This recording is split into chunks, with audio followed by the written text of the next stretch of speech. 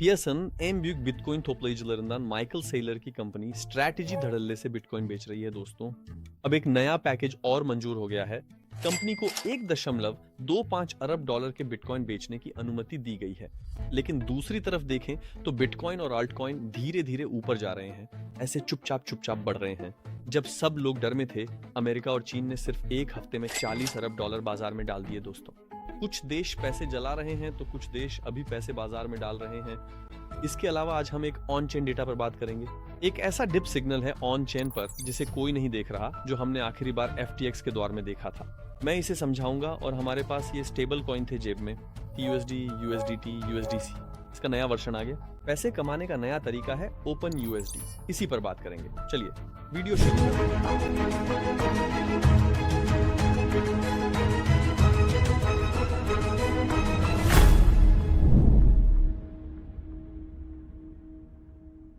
दोस्तों, अभी आप स्क्रीन पर एक ग्राफ देख रहे हैं। यह ग्राफ दिखाता है कि कौन से देश बाजार में पैसा डाल रहे हैं या बाजार से पैसा निकाल रहे हैं। आप जानते हैं कि केंद्रीय बैंक पैसे भी बाजार में डाल सकते हैं और पैसे निकाल भी सकते हैं। 2026 की शुरुआत से अब तक अमेरिका ने लगभग 150 अरब डॉलर बाजार से निकाले हैं। यूरोप ने कुल मिलाकर लगभग 200 अरब डॉलर बाजार से निकाले हैं। इंग्लैंड ने अकेले ही 60 अरब डॉलर के बराबर पैसा बाजार से निकाला है दोस्तों। स्विट्जरलैंड में 20 से 30 अरब डॉलर के बीच पैसा बाजार से निकाला गया है। लेकिन जब पूरा पश्चिमी ब्लॉक पैसे निकाल रहा है, तब एक पूर्वी ब्लॉक है जो पैसे बाजार में डाल रहा है, चीन। दोस्तों, इस साल की पहली छमाही में चीन ने अकेले ही 300 अरब डॉलर के बराबर पैसा बाजार में डाला है और साल के बाकी हिस्से में भी 200 अरब डॉलर और डालने वाला है। ये सब अच्छी घटनाएं हैं, जहां एक पक्ष अर्थव्यवस्था ठंडी करना चाहता है, दूसरा महंगाई से जूझ रहा है। चीन में डिफ्लेशन है, जिससे वह आसानी से नकदी बढ़ा सकता है और वैश्विक अर्थव्यवस्था संतुलित रहती है। लेकिन इस हफ्ते एक अलग बात हुई। अमेरिका की तरफ से एक इंजेक्शन हुआ और तुरंत बाजार सतर्क हो गए। सोना, चांदी, क्रिप्टो करेंसी में हलचल आ गई। अमेरिका ने सिर्फ एक हफ्ते में 10 अरब डॉलर बाजार में डाले और जब यह चीन के साथ मिला तो कुल 40 अरब डॉलर हो गया। तो इसका मतलब क्या है? यानी फेड पैसे खींच रहा है। तो पैसे कौन डाल रहा है? अमेरिकी कोषागार। अमेरिकी कोषागार के पास इस समय 750 अरब डॉलर हैं दोस्तों। जब टैक्स वसूली होती है तो उसके पास अभी ज्यादा पैसा है और वह इस पैसे का इस्तेमाल हर हफ्ते पुराने बॉन्ड्स को खरीदने के लिए कर रहा है। वह असल में यह पिछले 2 सालों से कर रहा है, लेकिन इस साल और पिछले 2 सालों में बहुत सख्ती से नहीं कर रहा, धीरे धीरे कर रहा है। यानी हर हफ्ते 500 मिलियन डॉलर, 1 बिलियन डॉलर, अधिकतम 2 बिलियन डॉलर के आसपास यह प्रक्रिया चल रही थी। लेकिन इस हफ्ते एक फर्क आया और 10 बिलियन डॉलर बाजार में डाले गए, खासकर जब बेरोजगारी के आंकड़े खराब आए उसके बाद। यही है इन दो देशों की कुल 40 बिलियन डॉलर की इंजेक्शन और चीन की आने वाले समय में जारी रहने वाली इंजेक्शनों की वजह से इस हफ्ते सोना, चांदी थोड़े संभले। बिटकॉइन और क्रिप्टो करेंसी भी थोड़ा ऊपर जाने की कोशिश कर रहे हैं। लेकिन इसे मत भूलिए, अभी जो प्रोजेक्शन दिख रही है उसमें साल के दूसरे हिस्से में भी पश्चिमी ब्लॉक में पैसे की निकासी जारी रहेगी। अब पहले जब क्रिप्टो में कहें तो बुल सीजन चल रहा था, तब हम सबसे ज्यादा जिन चीजों को फॉलो करते थे उनमें से एक ऑन चेन डेटा था। जब बाजार अच्छा होता है तब ऑन चेन डेटा बहुत कीमती होता है। जब बाजार खराब होता है, खासकर जब ये मैक्रो डेटा और भू राजनीतिक संकटों का मौसम होता है, तब ऑन चेन डेटा उतना काम का नहीं रह जाता। लेकिन ऑन चेन में एक डेटा है जो वाकई में कीमती है। अब मैं आपको वह डेटा बताने जा रहा हूं, या शायद एक बॉटम सिग्नल हो सकता है। लेकिन डेटा बताने से पहले अगर आप इस वीडियो के दौरान चैनल को सब्सक्राइब कर लें तो मुझे बहुत खुशी होगी। अगर आप वीडियो को लाइक करें तो मुझे बहुत खुशी होगी, और अगर आप कमेंट भी छोड़ें तो मुझे अच्छा लगेगा। जब क्रिप्टो खराब स्थिति में है तो हमें इकोसिस्टम में बचे हुए कुछ लोगों के रूप में एक दूसरे का समर्थन करते रहना चाहिए। बिटकॉइन नेटवर्क में नुकसान में रहने वाली सप्लाई 10.1 मिलियन कॉइन को पार कर गई है और 2022 के FTX संकट के बाद पहली बार यह मुनाफे में रहने वाली सप्लाई से ज्यादा हो गई है। आमतौर पर इसे इस तरह से समझा जाता है, अब बिक्री का दबाव टूट रहा है। इस समय के बाद नुकसान में रहने वाले लोग ज्यादा हैं और बेचने की इच्छा रखने वालों की संख्या कम हो रही है। ये एक अच्छा डेटा है। इसे एक बॉटम सिग्नल के रूप में देखा जाता है। और ऐसे सोचिए, मैंने क्या कहा था? 20-20 यानी 4 साल। कुछ लोग सोचते हैं कि क्रिप्टो में ये 4 साल का चक्र पूरी तरह खत्म हो गया है, लेकिन असल में जब हम ग्राफ को देखते हैं तो 4 साल का चक्र अभी भी जारी है दोस्तों। सिर्फ इतना हुआ कि ठीक उसी 4 साल के चक्र के उस सीजन में जब हमें कमाई करनी थी, दुनिया में बुरी घटनाएं हुई, बुरी चीजें घटी। इसलिए उस समय में पैसा कमाने का दौर पहले जितना जोशीला नहीं रहा, वरना अब भी ऐसे लोग थे जिन्होंने पैसा कमाया। इसीलिए मैं नहीं मानता कि 4 साल का चक्र खत्म हो गया है। इस बीच दोस्तों, हम एक अच्छा बुल मार्केट देख सकते हैं। लेकिन अगर आपके पास क्रिप्टो नहीं है तो आप अभी स्क्रीन पर दिख रहे QR कोड से बाइनेंस पर रजिस्टर कर सकते हैं और अपनी पहचान सत्यापित कर सकते हैं।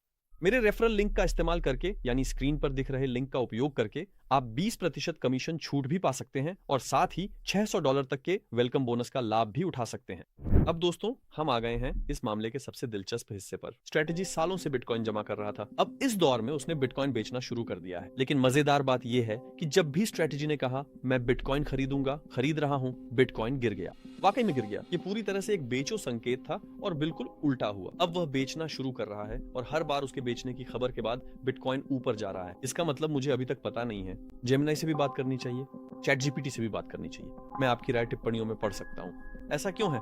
मुझे नहीं पता कि बाजार सेलर के बिल्कुल उल्टा क्यों चल रहा है, लेकिन फिलहाल ये सच में हो रहा है और स्ट्रेटेजी से आने वाले समय में फिर से लगभग 1.25 अरब डॉलर मूल्य के बिटकॉइन की बिक्री की उम्मीद की जा रही है। देखते हैं कि बिक्री की खबर के बाद फिर से बिटकॉइन बढ़ेगा या नहीं। इसे हम सब मिलकर देखेंगे।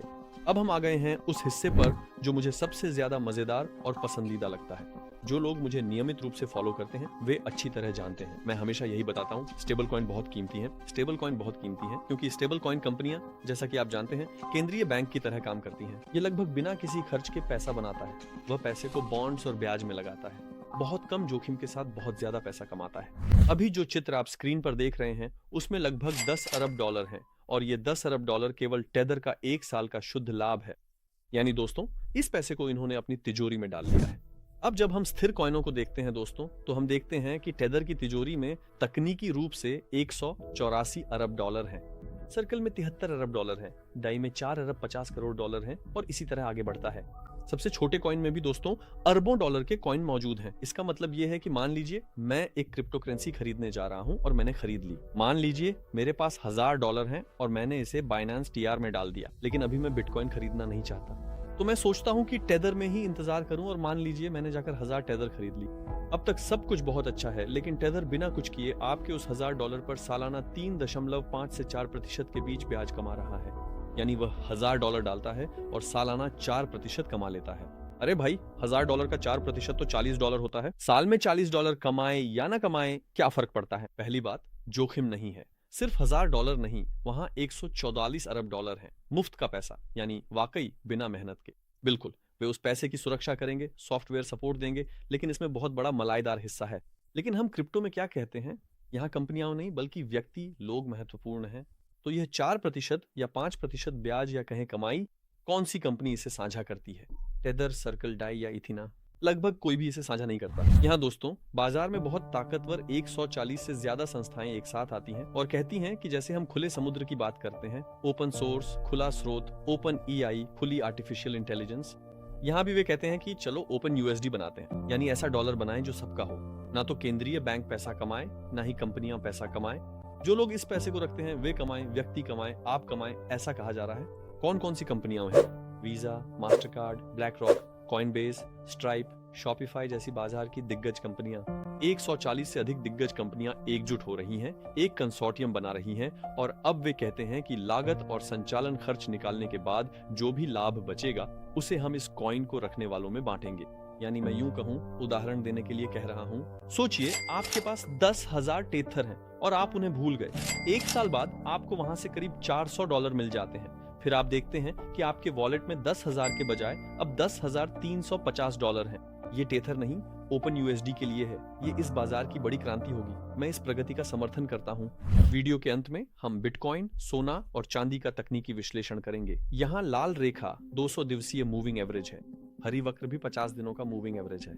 हम ये चाहते हैं कि 50 दिनों का मूविंग एवरेज 200 दिनों के मूविंग एवरेज के ऊपर चला जाए, ताकि हम समझ सकें कि बाजार ऊपर जाएगा। हम यही चाहते हैं। अब जब हम देखते हैं तो उदाहरण के लिए हमारे सामने अभी सोने का चार्ट है। यहाँ 50 दिनों का मूविंग एवरेज 200 दिनों के मूविंग एवरेज के नीचे गिर गया है, यानी हाल ही के ट्रेंड में गिरावट आ रही है। इन दोनों चार्ट्स के एक दूसरे को काटने वाले बिंदु को डेथ क्रॉस कहा जाता है, यानी मृत्यु का छेदन।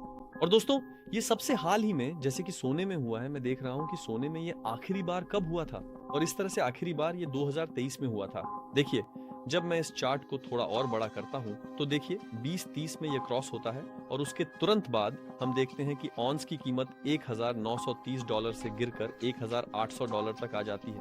और हम देखते हैं कि सोने में $500-600 की गिरावट आती है, लेकिन ये ज्यादा देर तक नहीं चलता। इसके बाद ये फिर से संभलता है और भी बेहतर प्रदर्शन करता है। यानी इसका मतलब ये है डेथ क्रॉस एक मौत की क्रॉसिंग है, लेकिन इसका मतलब ये नहीं है कि खेल खत्म हो गया है, बल्कि ये थोड़ा देर से काम करने वाला एक संकेतक है। इसका मतलब है कि निकट भविष्य में गिरावट थोड़ी और गहराई तक जारी रह सकती है, या फिर यह पास की गिरावट का देर से दिखने वाला असर भी हो सकता है। मैं इसे क्यों साझा कर रहा हूँ? डेथ क्रॉस कोई अच्छी चीज नहीं है, सावधानी बरतना फायदेमंद रहेगा, लेकिन इसका मतलब यह नहीं है कि सोना जल्दी ही फिर से ऊपर नहीं जाएगा। लेकिन फिलहाल एक डेथ क्रॉस हुआ है। ये सोने में भी हुआ है और चांदी में भी। देखिए, चांदी में यह अभी अभी हुआ है और चांदी $120 से गिरकर $55 तक आ गई, यानी बहुत तेज गिरावट आई है। यानी जैसा कहते हैं शैतान का पैसा, उस पर भी डेथ क्रॉस हो गया, क्योंकि हाल ही में इसकी कीमत इतनी बढ़ गई थी कि इसने डेथ क्रॉस को देर से अनुभव किया और इसमें थोड़ी और गिरावट आ सकती है। इसलिए सावधानी बरतना फायदेमंद रहेगा। देखिए, मैं पक्का नहीं कह रहा हूं, और इसी तरह बिटकॉइन ने भी डेथ क्रॉस का अनुभव किया। उसने यह पहले महसूस किया। यह नवंबर 2025 के करीब हुआ था। अगर हम बिटकॉइन के तकनीकी स्तर देखें तो इस गिरावट से उभरने के लिए इसे सबसे पहले $5,400 के ऊपर जाना होगा। कुछ समय के लिए उसे वहीं टिके रहना होगा। उसके बाद दोस्तों, उसे वॉल्यूम के साथ इस 69,000 की रेजिस्टेंस को पार करना जरूरी है। यह हमारे लिए, बिटकॉइन के लिए एक अच्छा संकेत होगा। दोस्तों, जब हम सोने को देखते हैं तो सबसे पहले उसे खुद को $4,205 के ऊपर ले जाना होगा। इस क्षेत्र में उसे थोड़ा मोमेंटम इकट्ठा करना होगा, और उसके बाद दोस्तों, सोने के लिए एक और रेजिस्टेंस लेवल है $4,360। जब वह उस क्षेत्र को भी पार कर लेगा तो सोना अपने पुराने दिनों की परफॉर्मेंस को फिर से हासिल करने की कोशिश करेगा। आप जानते हैं, सोना भी $5,500 के ऊपर चला गया था। इसके बाद हमने ऑन्स के लिए $3,900 देखे। ये बहुत तेज गिरावटें थीं। चांदी तो सबसे खराब प्रदर्शन करने वाले उत्पादों में से एक रही। असल में ये सबसे अच्छा भी था और सबसे खराब भी, क्योंकि इसकी वोलेटिलिटी बहुत ज्यादा है। ये क्रिप्टो करेंसी से भी ज्यादा वोलेटिलिटी के साथ चला। इसी वजह से दोस्तों, आपके पास चांदी इतनी बड़ी मात्रा में नहीं होनी चाहिए। यानी आप चांदी को 20% तक नहीं रख सकते। 5% रखना आदर्श है, क्योंकि अगर आपके पास $1,00,000 में से 5,000 की चांदी है और वह तेजी से उछलकर $30,000 तक पहुंच जाती है, तो आपके कुल निवेश में चांदी का हिस्सा बहुत ज्यादा बढ़ जाता है। यही संकेत है। चांदी को 5-10% कम करें, जो नहीं बढ़ा उसमें निवेश करें। जैसे S&P 500 में सबसे बड़ा बबल दिख रहा है। ये लगातार हाई बना रहा है और कोई नहीं जानता ये कब मुड़ेगा। इसीलिए अभी निवेश के लिए मुझे सोना ज्यादा सुरक्षित लगता है। S&P 500 में भी निवेश जारी रखा जा सकता है, लेकिन बहुत उत्साह के साथ नहीं। लेकिन ये कहाँ रुकेगा? शायद ये और भी ऊपर जाएगा। ये यहाँ से 10,000 तक जाएगा, 9,000 तक जाएगा। हमें ये नहीं पता। इसीलिए S&P 500 और नास्डॉक कीमती हैं, लेकिन बहुत ज्यादा लालच के साथ नहीं, बल्कि ज्यादा नियंत्रित तरीके से। उम्मीद है दोस्तों, मेरा वीडियो समझ में आया होगा। देखने के लिए धन्यवाद। मैं आपके कमेंट्स का बेसब्री से इंतजार कर रहा हूँ। अगले वीडियो में मिलने की उम्मीद के साथ अलविदा।